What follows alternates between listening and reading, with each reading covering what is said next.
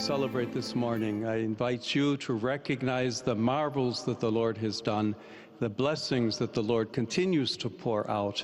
You have called me to carry that cross and to be blessed with that mission. That's Pope Leo XIV delivering the homily during his first Mass in the Sistine Chapel.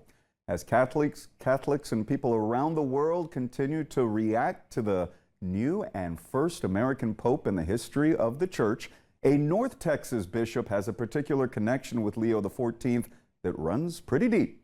Our Blessing Iwachuku explains. I'm here at the Catholic Diocese of Fort Worth. To the left of me are the portraits of the past bishops of this community, and over here is the portrait of the current bishop. But you see this empty spot right here? Well, this is where the portrait of Pope Leo XIV will be installed, and these two have something in common. They both hail from Chicago. Bishop Michael Olson has an extra pep in his step. I was stunned, overwhelmed, and then overjoyed. Now that he and nearly 2 billion Catholics worldwide have gone from mourning the loss of one pope to celebrating the election of the new leader of their faith. Olson has been the bishop of the Fort Worth Diocese for more than a decade. I'm so grateful for my roots. I mean, Texas is home, and Fort Worth especially is home.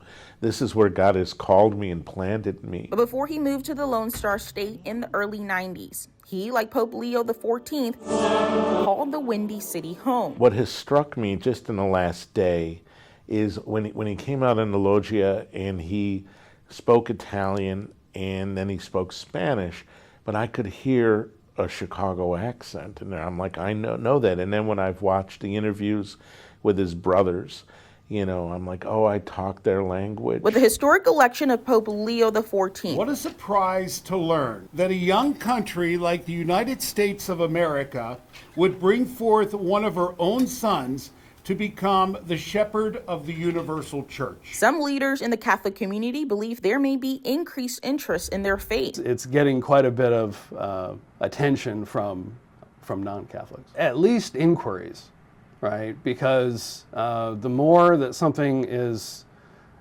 an aspect of Catholicism is on people's radar, the more questions arise.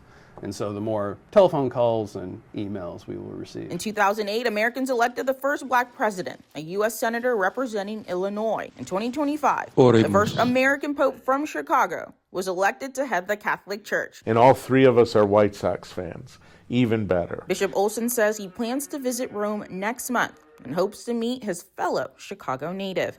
In Fort Worth, Blessing Iwachuku, Spectrum News.